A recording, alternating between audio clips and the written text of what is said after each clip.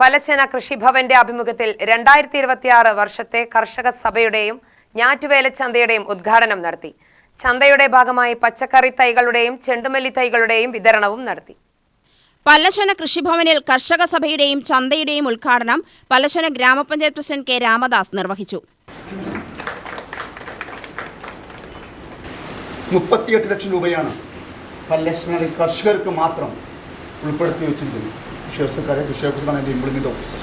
ഒരു കാരണവശാലും കർഷകനെ വേദനിപ്പിക്കുന്ന രീതിയിലുള്ള പ്രവർത്തനങ്ങളകത്ത് പല്ലശന ഗ്രാമപഞ്ചായത്ത് ഉണ്ടാകില്ല എന്ന അവസരം കൂടി ഈ അവസ്ഥയിൽ സൂചിപ്പിക്കുകയാണ്. തീർച്ചയായും കർഷകനാണ് ഈ നാടിൻ്റെ നട്ടെല്ല്. കർഷകനുണ്ടെങ്കിൽ ഈ നാട് നന്നാവുള്ളൂ. അതിൻ്റെ ഭാഗമായാണ് പല്ലശന പഞ്ചായത്ത് ഇന്നും കർഷകനൊപ്പമാണ് നിൽക്കുന്നത്. ആ കർഷകനൊപ്പമുള്ള ഫണ്ടുകൾ നമ്മൾ കിട്ടുന്ന ഗവൺമെൻറ് തരുന്ന ഫണ്ടിനകത്ത് കൃത്യമായി കർഷകന് ഊന്നൽ കൊടുത്തുള്ള പ്രവർത്തനങ്ങളായിരിക്കും പല്ലശന പഞ്ചായത്ത് കഴിഞ്ഞ കാലങ്ങളിൽ നടത്തിയിരിക്കുന്നത്.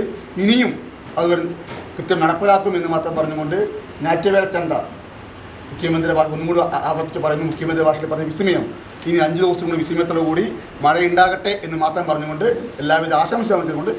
ആരോഗ്യ വിദ്യാഭ്യാസ standing committee chairman A Rajamani അധ്യക്ഷനായി. വൈസ് പ്രസിഡന്റ് എം അംബിക, ക്ഷേമകാര്യ standing committee chairperson Rajeesha, ward മെമ്പർമാരായ ദീപ, സന്തോഷ് കുമാർ, ബിബിത, സരിക, പി ഗീത, ബേബി സീതാറാം, പാടശേഖര സമിതി സെക്രട്ടറി ബി രാമദാസ് തുടങ്ങിയവർ സംസാരിച്ചു.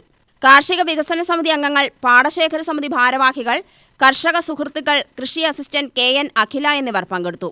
കൃഷി ഓഫീസർ എം എസ് ശ്രീജ സ്വാഗതവും അസിസ്റ്റന്റ് കൃഷി ഓഫീസർ വി അനിത നന്ദിയും പറഞ്ഞു.